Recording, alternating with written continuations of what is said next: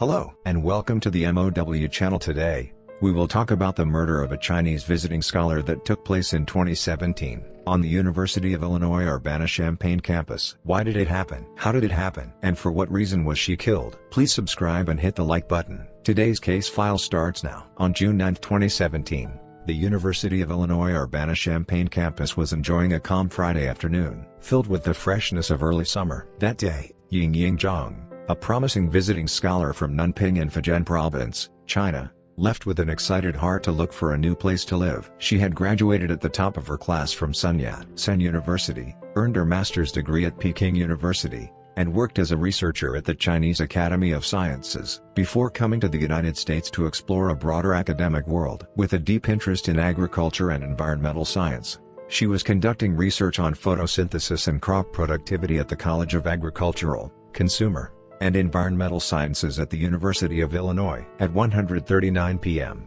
Ying sent a polite text message to the leasing agent she was scheduled to meet, saying she might be a little late. She was known for being diligent and punctual, so unexpected trouble with public transportation made her anxious. After getting off her first bus, she tried to catch another one at around 1:52 p.m. but failed when she attempted to stop it from the opposite side of the street. Local transit policy required buses not to stop on the opposite side for pedestrian safety. Flustered, she walked several more blocks to a bus stop at the corner of North Goodwin Avenue and West Clark Street, right in front of the university radio station WILL. Around 2:00 p.m., as Ying waited nervously for the bus, a black Saturn Astra drove past her. Behind the wheel was Brent Allen Christensen, a graduate student in the University of Illinois Physics Department. For months, he had been roaming around campus, driven by twisted desires, searching for a victim like a hunter stalking prey. Christensen circled back and approached the bus stop again. At approximately 2:03 p.m., he stopped his car in front of Ying. He showed her a fake ID and claimed he was an undercover police officer. Pretending to help her after she missed the bus, he lured her with reassuring words. Unfamiliar with life in a foreign country, Ying believed his lie and got into the passenger seat to accept his help. That brief moment marked the beginning of a tragedy that shattered the simple dreams written in her diary. Immediately after entering the vehicle, all contact with her was lost. At 2:38 p.m., the leasing agent tried to reach her again, but there was no response. Because Ying was someone who would always reply, concern among her friends and colleagues quickly grew. They were certain she would never disappear without explanation. At 9:24 p.m. that night, an associate professor reported her missing, officially launching the search. Soon, flyers with her photo covered the campus, and many Chinese international students and local residents voluntarily joined the search. The FBI classified the case not as a simple disappearance, but as a serious abduction, and began a large-scale investigation. Ying was also an engaged woman who was preparing for marriage. Her parents in China prayed desperately for her safe return, and boarded a flight to the United States. What awaited them, however, was the shadow of a brutal crime hidden beneath the peaceful university campus. Investigators reviewed surveillance footage from every corner near the campus, tracing the route of the vehicle she entered, but the perpetrator had already moved carefully to erase his tracks. The low-resolution video showing Ying getting into the car became the last image of her alive,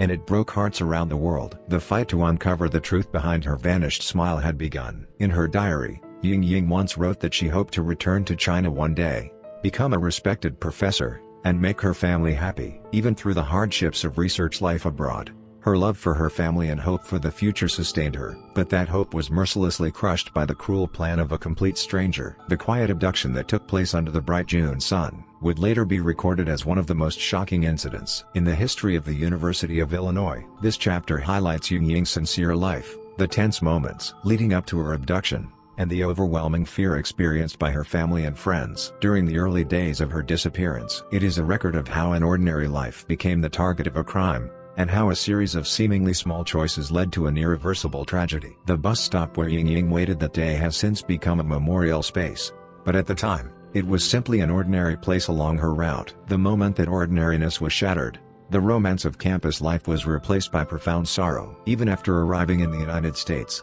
Ying's parents refused to give up hope that their daughter was still alive. They visited police stations daily and pleaded through media interviews for her safe return. But as the investigation progressed, the emerging evidence pointed toward an increasingly dark outcome. The campus at 2:00 p.m. that afternoon remained lively, Yet the empty space left by her disappearance became a void that nothing could fill. By detailing Ying Ying's dreams for the future and the early responses of those who loved her, this account reminds us that this case became more than a personal tragedy. It served as a wake-up call for society. The meticulous investigation and courtroom battles that followed all began with the destruction of a peaceful everyday life. Immediately after Ying Ying went missing, the University of Illinois Police Department and the FBI mobilized every available resource to narrow the investigation. As fear and anxiety spread across the campus, investigators closely analyzed security camera footage from the area around North Goodwin Avenue, where she had last been seen. After reviewing massive amounts of data collected from hundreds of cameras, investigators identified a crucial lead. The vehicle Ying Ying entered was a black four-door Saturn Astra, and records showed that only 18 such vehicles were registered in Champaign County. Using this list, investigators began checking each owner one by one, steadily narrowing down their suspect pool. During this process, the name Brent Allen Christensen, born in 1989, emerged as a person of interest. He was an elite graduate student who had earned a master's degree in physics at the University of Illinois and was pursuing his doctorate. When investigators visited his apartment on June 12, Christensen remained unusually calm and firmly denied any involvement. He claimed he could not clearly remember what he had done on the day Ying Ying disappeared, suggesting vaguely that he may have been playing video games or sleeping at home. However, when investigators visually inspected his vehicle, they found a turning point in the case. A distinctive crack on the passenger side wheel cover seen in the surveillance footage matched perfectly with the wheel cover on Christensen's car. The FBI immediately seized the vehicle for forensic examination. Even more suspicious details were found inside. The inner panel of the passenger side door had been cleaned far more thoroughly than the rest of the car, a detail investigators interpreted as a clear attempt to destroy evidence. During a second interrogation on June 15, Christensen changed his story. He admitted that he had picked up an Asian woman, but claimed she became confused about directions and that he dropped her off a few blocks later. His statements were inconsistent, and investigators became convinced he was lying. To further build their case, investigators conducted forensic examinations of Christensen's phone and computer to trace his digital footprint. The results were disturbing. Beginning around April, weeks before the crime, he had visited FetLife, a website known for sharing extreme sexual interests, where he researched kidnapping and torture in detail. Records showed he had accessed a forum titled Kidnapping 101, where methods for restraining and imprisoning victims were openly discussed. Through this technical analysis, the twisted reality hidden behind the mask of an ordinary graduate student began to surface. The most decisive evidence, however, came through a sophisticated investigative strategy that relied on human psychology. At the time, Christensen was in an open marriage and was also involved with another woman, Tara Bolus. The FBI approached her, explained the allegations against Christensen, and asked for her cooperation. Though initially overwhelmed, Tara ultimately agreed to wear a recording device and secretly record her conversations with him. It was an extremely dangerous decision, but she followed FBI instructions with caution and resolve. On June 29, a large memorial march and candlelight vigil were held on campus to pray for Ying Ying's safe return and to condemn the abductor. Shockingly, Christensen attended the event calmly alongside Tara. As thousands of people marched in grief, Christensen leaned in and whispered chilling words to her. He boasted that he had the qualities of a serial killer and claimed that Ying Ying was his 13th victim. He described in detail how he took her to his apartment, how he restrained her, and how violently she resisted, speaking as if he were recounting an achievement. Though terrified, Tara guided the conversation so that every confession would be captured by the recording device. In the recordings, Christensen's voice was cold and merciless. He expressed confidence that he had committed the perfect crime and insisted that Ying Ying's body would never be found. He even pointed to people in the crowd and spoke casually about who could become his next target. The recording became the most direct and powerful evidence against him. After monitoring the audio in real time, the FBI moved quickly to prevent further harm and arrested Christensen on June 30. At the time of his arrest, Christensen appeared arrogant, seemingly convinced that he could still escape justice. However, the FBI had already discovered Ying Ying's blood and DNA beneath the baseboards and carpet in his apartment bedroom. No matter how thoroughly he had cleaned, microscopic traces remained hidden from view. Investigators also recovered weapons used in the crime, including a baseball bat and a knife, gradually reconstructing the horrifying events that took place. During this period, investigators reviewed unsolved cases in an effort to verify Christensen's claim that Ying Ying was his 13th victim. Although no additional victims were conclusively identified,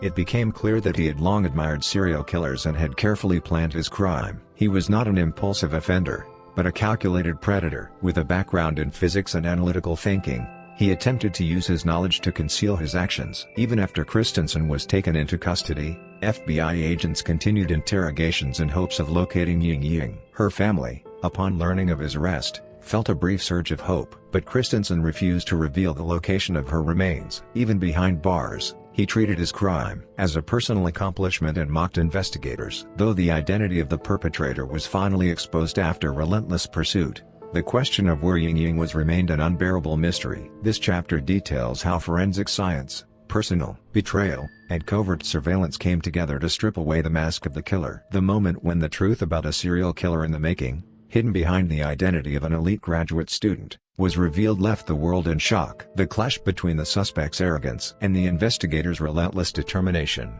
became the foundation for the intense courtroom battles that would soon follow. The trial of Brent Christensen took place in June 2019 at a federal courthouse in Peoria, Illinois. This case drew massive attention not only across the United States, but also from hundreds of millions of people in mainland China. Although Illinois had abolished the death penalty at the state level in 2011, this case was prosecuted under federal law for kidnapping, resulting in death, making a death sentence legally possible. As a result, the legal tension surrounding the trial was higher than ever. On the first day of trial, Christensen's defense attorney George Tassef stunned both the jury and the courtroom audience during his opening statement. He openly admitted that the defendant, Brent Christensen, had killed Ying Zhang. Rather than contesting guilt, the defense chose an extreme strategy aimed solely at sparing Christensen from the death penalty. Prosecutors focused on proving that the crime was not impulsive, but carried out under a calculated and sadistic plan. Inside the courtroom, photographs of Christensen's apartment and the weapons used in the crime were introduced as evidence. According to the prosecution, shortly after bringing Ying to his apartment, Christensen subjected her to acts of cruelty beyond human imagination. He restrained her in the bedroom, sexually assaulted her, and strangled her, inflicting prolonged suffering. Even as she fought desperately for her life, Christensen continued his abuse without restraint. She was eventually dragged into the bathroom, struck in the head with a baseball bat, and brutally decapitated. Prosecutors emphasized Christensen's cold and methodical behavior throughout the crime, arguing that he was someone who needed to be permanently removed from society. One of the most critical testimonies came from Christensen's girlfriend, Tara Bolas. Taking the witness stand, she vividly described the moments when she wore a recording device and secretly captured his confession. Tara testified about the intense physical fear and emotional trauma she experienced when Christensen proudly described Ying's final moments to her during a memorial vigil held in her honor. In the recordings, Christensen detailed the methods he used to kill Ying and repeatedly claimed that her body would never be found. As the audio was played in court, Ying's family broke down in uncontrollable sobs, and even some jurors were visibly shaken. While acknowledging Christensen's actions, the defense pleaded for leniency by citing his mental health and troubled personal history. His attorneys argued that long-standing depression, alcohol dependence, and the collapse of his marriage had pushed him toward an extreme act. They also referenced his academic success as a physics student, suggesting that he once possessed redeeming human qualities. Prosecutors firmly rejected these arguments, pointing out that Christensen had researched serial killers, prepared fake identification to impersonate a police officer, and carefully planned every step of the crime. They also highlighted evidence that shortly before abducting Ying, Christensen had approached another student, Emily Hogan, in an attempted kidnapping. This demonstrated that he was a predator targeting strangers at random. During the victim impact statements, Ying's family addressed the court directly. Her father tearfully described what a devoted student she had been, and how much she meant to her family. He begged for the return of her remains, so she could be taken home, and expressed his grief and anger toward Christensen. Ying's younger brother spoke about how their family had been destroyed by her absence, and asked the court to deliver justice. These statements made painfully clear that the crime had not ended with the loss of one life, but had shattered the lives of those left behind. The court also examined Christensen's behavior after the crime. He had meticulously cleaned his apartment in an effort to eliminate evidence, and calmly lied to FBI agents during their first encounter. He even attended public vigils, pretending to worry about Ying's disappearance. Prosecutors argued that this behavior reflected a lack of remorse and clear sociopathic traits. Over weeks of testimony, the jury was exposed to the brutality and planning behind the crime, as well as the profound suffering of the victim's family. This chapter explores the intense psychological battle that unfolded within the confines of the courtroom and reveals the horrific final moments of Ying Ying's life. The clash between the defense's efforts to avoid the death penalty and the prosecution's demand for the harshest punishment illustrates how complex and painful the pursuit of justice can be in a society governed by law. The trial also raised difficult questions about how society should balance the rights of victims against the punishment of perpetrators. The evidence displayed in court and the testimonies of those affected became pieces of a puzzle aimed at restoring the truth and exposing the evil hidden behind Christensen's outward identity.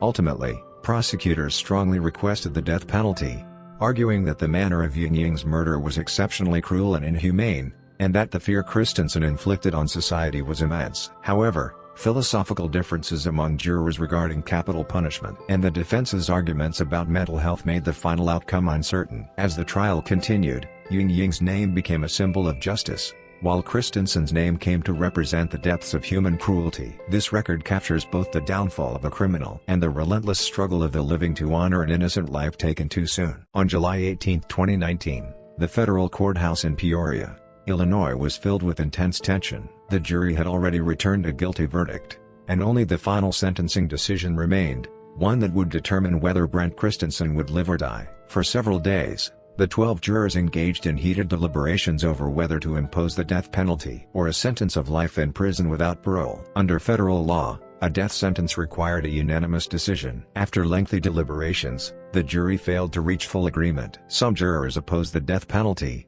citing Christensen's mental health issues and troubled family background. As a result, Judge James Shadid imposed a sentence of life imprisonment without the possibility of parole, as required by law. As the sentence was delivered, the courtroom was filled with heavy silence and suppressed sobs. Life without parole meant that Christensen would never spend another day outside prison walls. Yet for Ying Ying's family, the absence of a death sentence brought renewed despair. While reading the judgment, Judge Shadid delivered a stern rebuke to Christensen, noting that he had refused to disclose the location of Ying Ying's remains, and had shown no final act of mercy toward her family. The judge stated that Christensen would spend the rest of his life confined in a narrow space, forced to confront his crimes until his final day. Shortly after the trial concluded, prosecutors revealed shocking information that had previously been kept confidential. This information came from Christensen himself, delivered through his attorney during an attempted sentencing negotiation. According to his account, the day after killing Ying Ying, he dismembered her body and placed the remains into 3 separate garbage bags. He disposed of those bags in outdoor dumpsters within his apartment complex. Over the following days, he discarded her cell phone and personal belongings in trash bins scattered throughout the Champaign-Urbana area. Investigators later confirmed that the dumpsters used by Christensen had already been emptied on June 12. 3 days after the crime, the trash had been transported to a large, private landfill in Vermilion County, Illinois. According to landfill officials, the waste had been mechanically compressed at least twice, spread across an area the size of dozens of football fields, and buried beneath layers of other refuse nearly 9 meters thick. The FBI and forensic experts concluded that excavating the landfill would require astronomical costs, and that recovering remains that had already been crushed and decomposed was technically impossible. When Ying Ying's parents learned this, they were devastated. In accordance with traditional Chinese customs, they believed that returning their daughter's remains to her hometown was their final duty as parents. Being told that her body could never be recovered was a punishment more painful than the absence of an execution. In the end, the family was forced to accept the cruel reality of holding a funeral without their daughter's remains. In October 2018, a memorial garden honoring Ying Ying was established near North Goodwin Avenue on the University of Illinois campus. Her family placed some of her favorite clothing and personal items into a carefully prepared box and buried them there. It became a resting place for her spirit in place of her body. The memorial garden is located not far from where Ying Ying was last seen. Designers created a pathway that gradually fades away, symbolizing her sudden disappearance. At the center of the garden stands a weeping cherry tree, representing peace and renewal, along with a stone engraved with her name and life story. On the day of the memorial service, countless students and community members visited the garden, laying flowers and shedding tears. Although her body never returned, the space was filled with the collective memory of those who refused to forget her. After sentencing, Christensen was transferred through several facilities, before being placed at the United States Penitentiary Coleman II, a high-security federal prison in Florida. There, he will remain isolated from the world for the rest of his life. However, his imprisonment did not bring an end to the suffering of Ying Ying's family. Her father hesitated to return to China without finding his daughter and wandered near the landfill site in anguish. In media interviews, he expressed his grief by saying that the killer eats and sleeps in prison, while his daughter lies cold beneath piles of garbage. This chapter explores the unresolved tragedy faced by the victim's family, even after legal judgment was delivered, as well as the technical and practical limits surrounding the recovery of her remains. It shows that justice cannot be completed through punishment alone, and highlights the enduring weight of grief borne by those left behind. The funeral, held without a body, became a powerful symbol of how deeply and permanently crime can scar a society. The Yingying Memorial Garden is recorded not only as a place of remembrance, but also as a living reminder of campus safety and collective responsibility. Even after justice was delivered and the perpetrator was punished, the impact of Yingying's tragic death did not fade. Rather than remaining only in grief, her family and loved ones chose to transform their loss into something meaningful, determined to ensure that her name would help create a better world. In August 2019, with support from the University of Illinois Foundation, Yingying's parents officially established a memorial fund known as the Yingying Fund. The purpose of this fund was to support international students and their families who, like Yingying, pursue academic dreams far from home and may suddenly face accidents, crime, or financial hardship. The Zhang family contributed $30,000 as seed money, drawn from donations that had been gathered during the search for their daughter. When news of the fund spread, more than 400 anonymous donors from around the world joined in, raising tens of thousands of additional dollars in a short period of time. In many ways, this became a continuation of Yingying's dream of being an educator, realized after her death. Her family hoped the fund would become not just financial assistance, but a social safety net for young people struggling alone in a foreign land. The full story of the case was later documented in the film Finding Yingying, which deeply moved audiences around the world. Rather than focusing on the brutality of the crime, the documentary portrayed Yingying's modest dreams and the relentless journey of her family, who refused to give up searching for her. Through the film, the public was reminded that Yingying was not merely a crime victim, but a beloved daughter, a dedicated scholar, and a warm-hearted artist. It marked an important shift away from sensational crime coverage toward restoring the human dignity of the victim. Institutional changes to campus safety followed as well. After the incident, the University of Illinois conducted a comprehensive security review and significantly expanded the installation of high-definition surveillance cameras across campus. Crime prevention education for students was strengthened, and warning systems were improved to emphasize the dangers of entering vehicles with strangers. Special safety guidelines were also developed for international students, addressing vulnerabilities that can arise from cultural differences. Yingying's sacrifice became a painful lesson that underscored the responsibility of universities to protect their communities more carefully. The Memorial Garden has now grown into more than a place of remembrance. It has become a sanctuary for the campus and the surrounding community. Each year on June 9th, white flowers left by students who still remember her quietly fill the space. The weeping cherry tree planted at the end of the stone path changes with the seasons, reflecting the cycle of life, while visitors pause beneath it to reflect on the value of living. Although her family was never able to bring her remains back to her hometown, they take comfort in believing that her spirit rests among the green grounds of the university she once walked. On a broader level, the case sparked renewed academic discussion about psychopathy and serial crime. Scholars examined how an individual like Brent Christensen, who had received elite education, could descend into extreme violence. There were also growing warnings about how online communities can reinforce criminal fantasies. Within legal circles, the case prompted debate over prosecuting murder without a body and the continued role of the federal death penalty. It left society with difficult questions about law, justice, and ethics. The instruments Yingying once played and the research materials she left behind now stand as evidence of her passion. Colleagues in the field of photosynthesis and crop productivity have continued their work in her honor, striving to create a better agricultural future. Though her body remains buried beneath layers of waste, the good she brought into the world continues to live on through the fund, the film, and the Memorial Garden. In the end, this record exists to remember the short yet radiant life of the woman named Yingying Zhang. The small excitement she felt at a bus stop and her confidence in the future were cut short by violence, and in that moment, society was wounded as well. But by remembering her, we choose to heal that wound and to act so that such a tragedy never happens again. Yingying Zhang's name is no longer only a symbol of sorrow. It has become a name that stands for safety, justice, and respect for human life. That concludes today's story. Please subscribe to the channel and check out our other crime and mystery videos. Thank you for watching.